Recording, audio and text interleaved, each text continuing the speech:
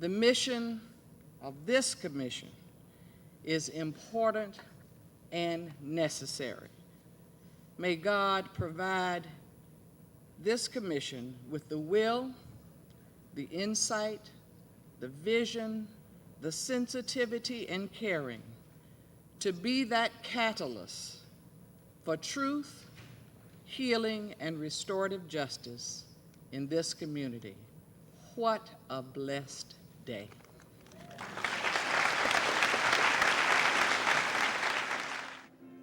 On June 12, 2004, over 500 people gathered in Greensboro, North Carolina to witness the swearing in of the first Truth and Reconciliation Commission in the United States. Accept the duties and responsibility of The installation of this commission was the culmination of nearly 5 years of work and planning by a group called the Greensboro Truth and Community Reconciliation Project.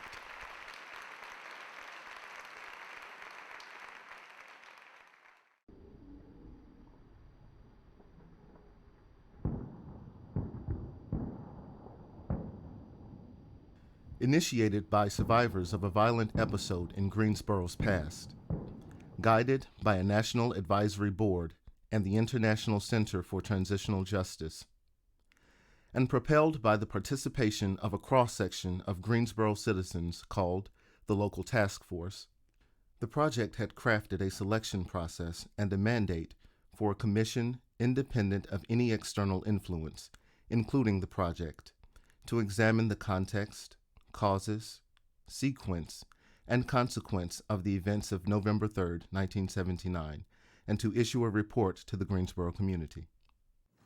It is with great confidence in the people of Greensboro and in this citizen-led process that I charge you as Truth and Reconciliation Commissioners to carry out your work with honor, for much of the quality of the work you do will shape the quality of life in our city and beyond for years to come. God bless you.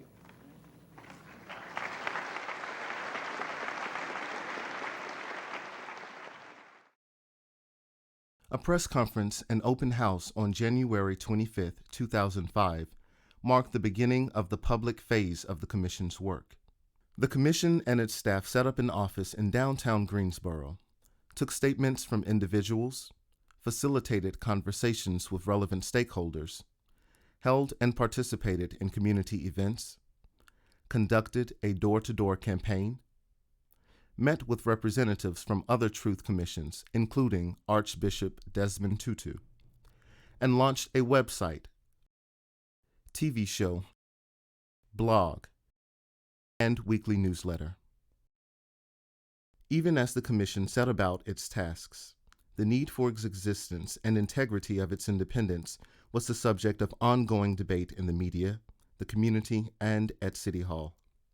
Motion to oppose the Truth and Reconciliation program. Okay. To not endorse, I guess. To oppose. To oppose. Just think through what you're getting ready to do, because I personally don't think it's a wise move. I really don't, and I think we're going to regret it. And that passes 6-3. We will now bring this hearing to order. We thank everyone here for their willingness and openness to listen to the variety of viewpoints on traumatic events in our history. Over the course of 3 public hearings held in Greensboro, 54 people spoke to the Commission about the events of November 3rd, their origins, and lasting impact. The reason I came to Greensboro, they put the poster out, Death to the Klan. Said we was hiding under rocks, we were scum. I'm not scum, I'm as good as any man walks on this earth. Gunfire, screams, gunfire, screams. Engines gunning as the shooters fled. An eerie silence. I could smell gunpowder in the air and heard the groaning of people who were dying. You don't let two groups with extreme political views from each other come together without a buffer. And the buffer would have been the police. In my opinion, yes, we should have been there. As soon as the shooting stopped and I realized that people were injured, I searched for Caesar and I found him dead. And I immediately knew that we had been set up. There were rumors that the Klan was going to blow up the gas line running through Morningside homes, so we were afraid to sleep at night. After November the 3rd, the police treated us like we had committed the crimes, like we had killed the communist workers on November the 3rd. We were put on curfew. There were helicopters. There was tons of police. We were in a war zone. We were treated like prisoners in our own community. My two children saw their Auntie Sandy with a bullet between her eyes and blood streaming down her face. This scene was permanently burned into the consciousness of my little girls. And when I hear establishment apologists with glib arrogance promote the absolutely false view that I planned a shootout and then trick the police, my blood boils as my soul rages. You know, there are many people whose lives changed that day, changed to not trust in the system that's supposed to protect you. It's changed to, you know, a fear of many things, but my life never changed. It started that way.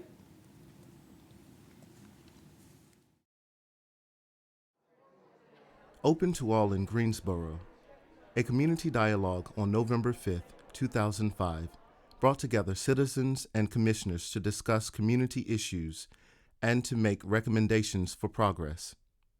The mayor of Greensboro also attended this event. Reports made, give me a chance to digest it and all that. Who worked for years, even to the point. The commissioner's research and report writing continued in earnest. Can I ask a question about an aggressive mistake? On January 25th, 2006, the commission and the project jointly announced that their respective archives would be housed at Bennett College for Women in Greensboro, the alma mater of Sandy Smith, one of the 5 people killed on November 3rd. I am sure that our sister Sandy, that her spirit, wherever it is in glory today, that her spirit is mighty happy. And we remember in accepting these papers the African definition of community, that it consists of the living, of the dead, and of the yet unborn. You have learned, as we did, that our past will continue to haunt our present until we agree to face that past with all its shame and address it. So, people of Greensboro, we as South Africans, we salute you. We do not wish you success because you have already succeeded. The installation today of this commission in the U.S. soil, the first of its kind, is a victory beyond words. Truth has won over lies. Memory has won over amnesia. Understanding has won over revenge. Nearly 2 years after taking their oaths, the 7 members of the Greensboro Truth and Reconciliation Commission will present their final report with findings and recommendations for the city.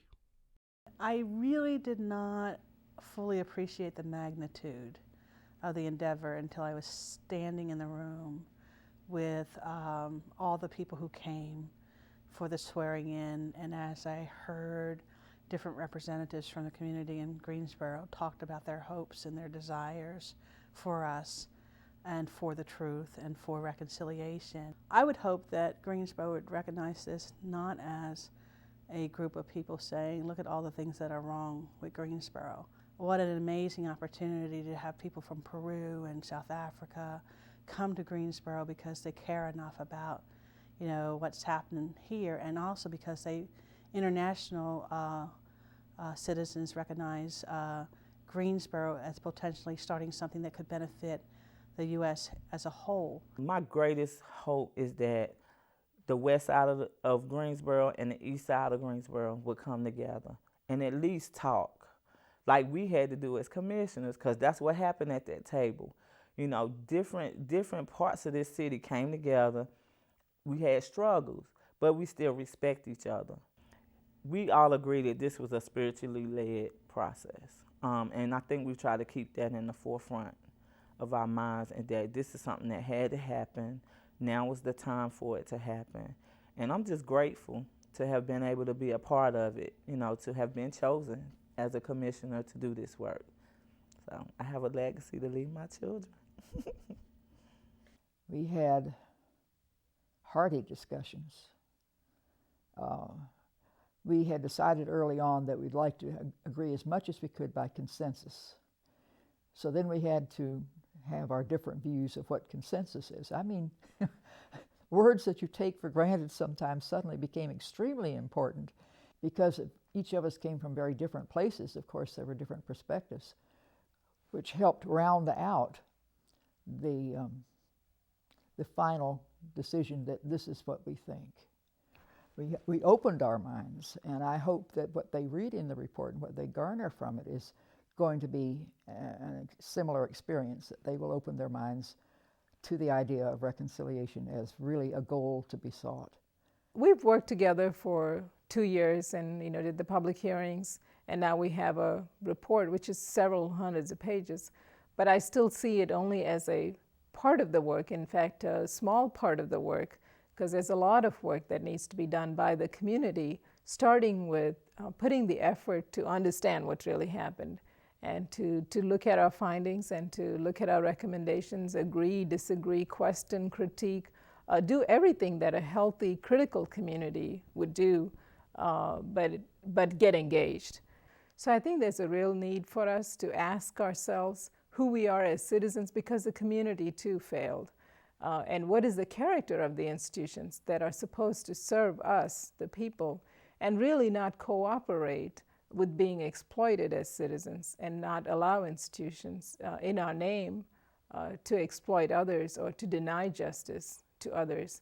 I feel I gained personally by having an opportunity to engage with people who have a significantly different background than I have, to engage with people who have significantly different points of view than I have. But I feel challenged and enriched by these different points of view. But there are different perspectives among the commissioners, and that's something important to keep in mind, because it's very controversial, very complex. We all have radically different, or quite radically different backgrounds.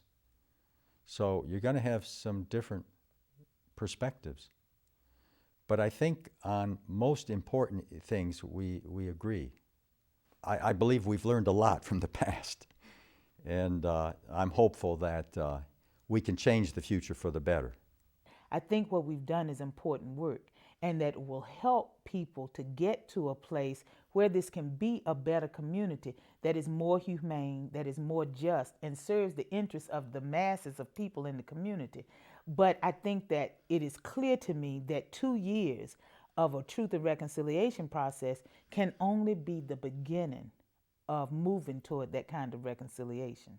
The point is that you see within the context of these 7 people a microcosm of the broader community.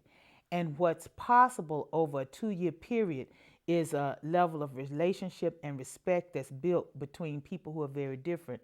It's an experiment. It is a model to show what's possible if you give something time to really try to work from different vantage points about a particular issue you might disagree about. More than 40 groups have agreed to receive the report, meaning that they have, in a formal fashion, pledged to study it, to take it seriously, to debate its implications. And that can only help this community. No one is ever going to be able to heal every wound, nor will any commission anywhere be able to bring complete reconciliation. But every step toward healing and every step toward reconciliation makes each community and the nation as a whole that much stronger and that much better. I'm very proud of what we've accomplished, and I'm thankful that a lot of communities around the U.S. are looking at us for leadership as a model to follow.